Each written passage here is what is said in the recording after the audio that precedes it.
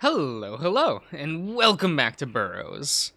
We are at the, I forget what they even called this place. An inn? A tavern? A thing? A place where you can eat and sleep. I'm bad at this, guys. I grab Jesse as he starts to tie the bikes together with a cable. Hey, can you do me a favor? He speaks in in between grunts and avoiding looking at the roadhouse.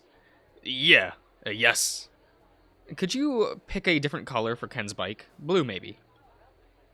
Oh boy. He stands up, stretching up until his back pops. So it ain't even his bike. Is it that obvious? He sighs, shaking his head in disappointment. You learn to spot the signs. And he's definitely been here before. He's been tight-lipped ever since we got here. So I reckon we let him get caught and move on with our lives. It'll only take 5 minutes to file a report on this here bike. Can't do that, sorry. Gray. He's not a psychopath. There are motives behind his actions, and I'm not going to give up on him until we figure out what's going on. Besides, going behind his back just wouldn't sit right with me. I'm gonna sneeze. That was a small sneeze. That was oh my god. I do that. That's tickling the back of the nose. I'm gonna blow my nose so that I can stop feeling that.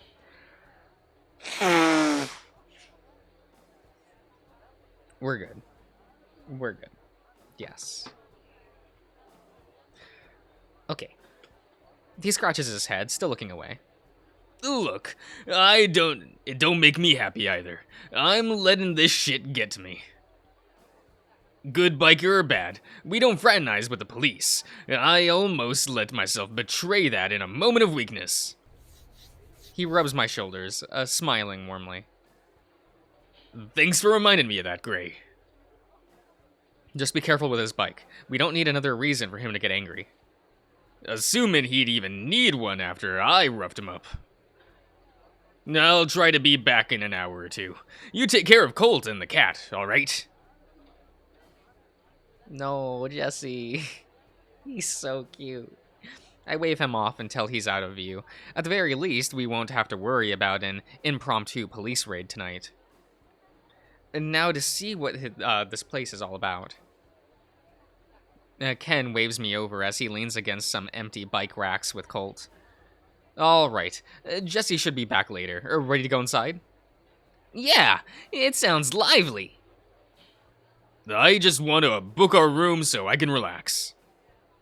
Maybe they have a dance floor. Take those damn boots off and let 'em air out. Oh, it says they do shows. Isn't that exciting, Gray? Shit. Shower. Drink until I pass out. Their energy levels couldn't be more different. Let's get our bearings first. We can do all of that later, all right? They nod, and I push open the heavy wooden doors right as two foxes walk out. Come on, Blake. Are we gonna go all the way tonight or not? You know, I want to, Lisa, but I need to end things with Charlene first. She doesn't have to find out about us. What we have is so much more. You're tearing us apart, Lisa. Christ. The teens around here are so melodramatic. We slip past them and head into the lobby, their continued arguments snuffed out as the door closed behind us. This place is breathtaking. I thought the facade was plaster, but the smell of pine says otherwise. Rows of tables stretch out past the entrance, with a variety of guests being served. Bikers, older locals, teens. This place must be the social center of the town. I see nothing's changed. This is amazing. They didn't have anything like this back in my hometown. I smell barbecue sauce. I hear Ken's stomach rumble. They have a decent brisket. Oh, I love brisket. Say no more. I waltz up to the check-in desk and get greeted by a friendly-looking goat woman. Welcome to the Salty Dog, gentlemen. How can I help you? We're here to eat. And to book some rooms. Of course. Unfortunately, it seems our dining hall is completely booked. No. Are you sure there aren't any free tables? Let me go check. She turns around for less than a second before spinning back around, her fake smile twitching. Nope, still full. Yes, indeedy. It's only a Friday night right after the spring social during an extremely busy private dinner service. I can feel her aura reaching over the desk to strangle me. I think we get it. That being said, we can seat your group at the bar. Well... Christ, we'll take it. Just go. I'll handle the rooms. He shoves us away before we can protest. So, why don't you like to sit at the bar? Recovering alcoholic? You? My feet don't touch the ground. I mean, neither do mine. No, well, now they do. Wait, it depends on the bar. Yeah, it really depends.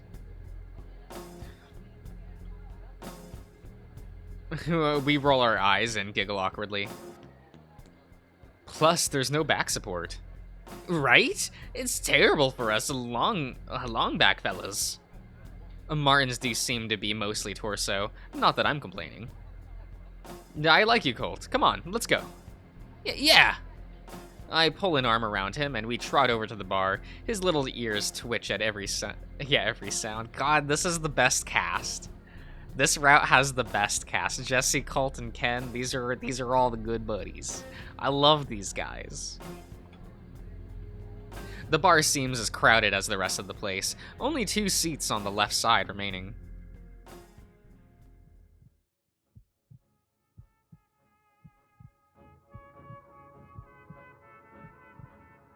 Oh. Is Justice here? Do I have to click a button? Oh, it's getting darker. It's getting lighter. It's getting darker. Whoa. What are we doing? What are we doing, video game? What are we doing? Do I have to press the button? I'll press the button. Okay. Hey, you alright? Your heart is racing. For a split second, it's like I was back there. Colt grabbed me before I double back and trip over my tail. Whoa there! Sorry, I felt lightheaded for a second. I'm okay now. Alright. I take the end seat as Colt squeezes in between me and a rowdy wolf in a suit. I'll be right with you two in a moment. You sure you're okay? You're sweating. Yeah. He wouldn't... Would he? In front of all these people, out in the open.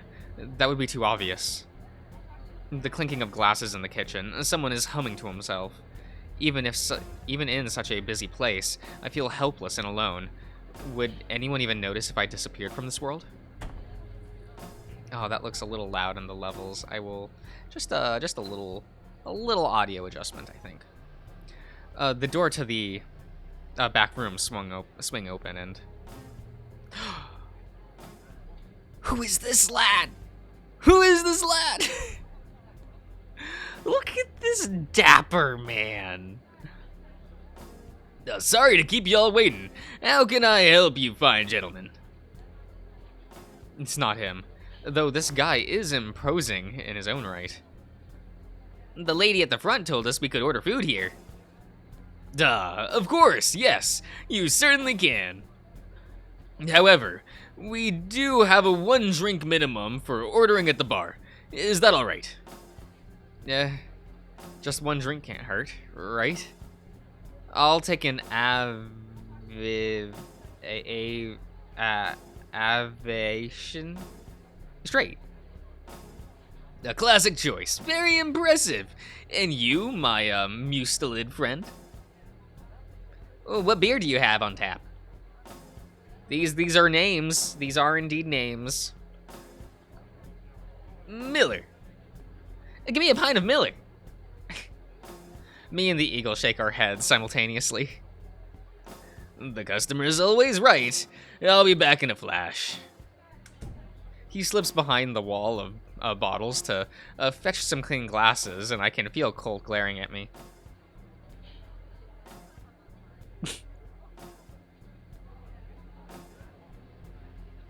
What? Come on. I'm sorry, it's just not a great beer. What? No, that's not what I'm angry at. You told me you're in recovery. What gives? I shrug. We had to get a drink to eat. And to be honest, after the bullshit we've been through, I think I've earned one cocktail. It always starts with one. Excuse me. Sorry, I guess it's none of my business. He turns away, leaning over the counter with slack shoulders. I just don't want to see someone destroy himself again. I won't make it a habit, I promise. He smiles weakly. I doubt he believes me. That makes two of us. My whole family likes to hit the bottle when things got tough, especially after the war. So I guess I'm just sensitive to it. I can relate. The last thing I want to do is put someone else through that. Thanks. He gently bumps my arm with a fist, and I pretend to be in crippling pain when I blow a raspberry at him with a wink. The eagle soon comes back with our drinks, gently setting them down before us. I'll be back to take your food order in a few. Anything else I can get you to? I'm good for now. Thanks. He's already lapped at the foam, like a kid with an ice cream cone. Didn't catch your name. What can we call you, mister? Dakota? Okay. You can call me Dakota. Dakota Whitefeather.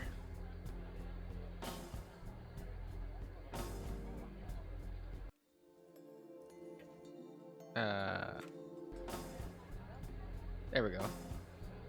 You an Indian? Surely. Was it not obvious, little one? Little? Wow, I've never seen an avian Inu? Inu? Is that how that's pronounced? It's not Inju, right? It's Inu? I'm ignorant. Before. His eye twitches. All the Inus where I'm from were red wolves. I had heard there were different tribes, but wow. Is everyone from your tribe an eagle? Or, is it... A feathery finger pressed against his eager muzzle. Boys, while I'm happy to chat with y'all, and the night is indeed long, I'd appreciate y'all refraining from the topic of my heritage. All right. We both gulp and nod. He eventually brings us menus, thick as an encyclopedia and bound by plastic rings. Overwhelmed, I crack and order another burger. Colt opts for an open-faced turkey sandwich with gravy and Yukon fries. Yucca, no, not Yukon. Yucca fries. Yucca. I do like yucca a lot. I haven't purchased it in a while. And, not very many restaurants serve it, so I don't get to, eat it that often. But, it's pretty good. Happy to oblige, he opens a tab for us. Though if I'm still thirsty, I'll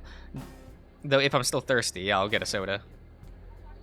I'll tell you what, I'm going on break in 5. How about I pull up a chair and keep y'all folks busy while your food's being made?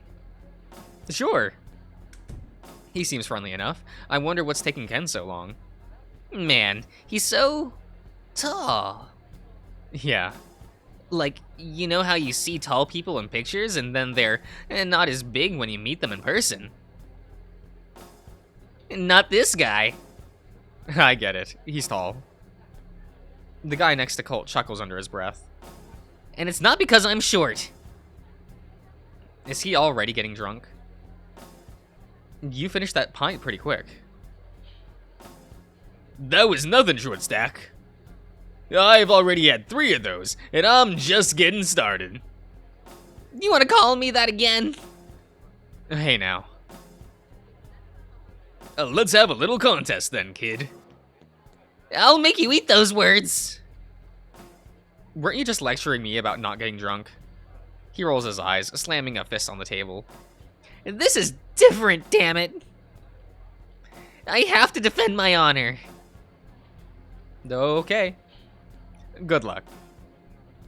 I really hope I don't have to peel his little ass off the floor later. Dakota eventually comes back with our food, and we get to our promised chat. Colt seems more preoccupied with his little drinking contest, so I get the majority of his attention. We go through the basic questions: where I'm from, where I'm going, if I'm sticking around long. He's warm and easy to talk to. His voice is smooth and flows from topic to topic with ease, and with no hint of boredom. So, do you dress like this all the time, or just for work? Either way, it suits you. Sadly, this is my professional attire. The dogs spare no expense when it comes to maintaining a theme. No complaints from me. I always wanted to be the cowboy anyway. I had a costume like that as a kid. It was always too hot down south to play in it, though. A shame. Well, if you stick around here, I can talk to the higher-ups about finding you work. After 2 months, you can send Jenny your measurements, and she'll get to sew in a garment for you. He gestured to the hostess up front, and I gulp. Maybe not. I think she'd accidentally leave needles in it. We laugh heartily, and my cheeks feel flushed, though not entirely from the liquor. Something about Dakota puts me at ease. I've built up this town to be scarier than it was on the walk-in, but so far it seems like your run-of-the-mill place. You guys get a lot of regulars here? In spades. This is the premier eatery in Old Wandering Pines. After all, we have customers who've been coming every Friday for near 20 years. Oh, see any now? He narrows his superior eyes and scans the myriad of tables behind me. Oh. I see Doc and his missus are there, as per usual. Timeline. Oh, I see. Neato.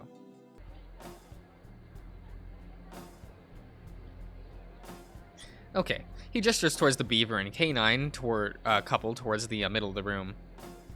Quite the odd couple, but ever since he took a new wife, they've done nothing but quarrel. Between you and me, it's probably for the money. How scandalous. Apart from them, I could have sworn I saw Frank come in a little before y'all. Had some new broad with him, too. Frank? He cocks his head inquisitively. Familiar? Not exactly. This is bad. He knew I'd be here, but not with the others. What if he caught wind of what happened at the diner? And where the hell is Ken? You alright, son? You're sweating up a storm. My collar's feeling tight, but I fight through it and try to appear unfazed. Yeah, sorry. I need to check on something. He suddenly grabs my arm. But we're having such a lively conversation. Don't head out on me now. It's really important. His grip tightens. I insist. Oh, here, sorry. The audio looks a bit weird. I'll fix that. Hey! We both look at him, the air thick with tension. Which way to the bathroom? He can barely stand up. God damn it. Toward the back, to the left. Martin nods before jogging away, holding his crotch. What are you? Listen, we don't have much time. Did his accent just change? Huh? You're in danger here. You feel it, don't you? There's something's been off ever since you stepped foot in this world. I strain my voice to whisper through my teeth. What do you mean? What do you know? No, who are you? He shakes his head, looking around frantically. You have to go. We're not safe out in the open. Answer my... He pulls me around the bar, pushing us through the double doors into the kitchen. Hey! Trust me.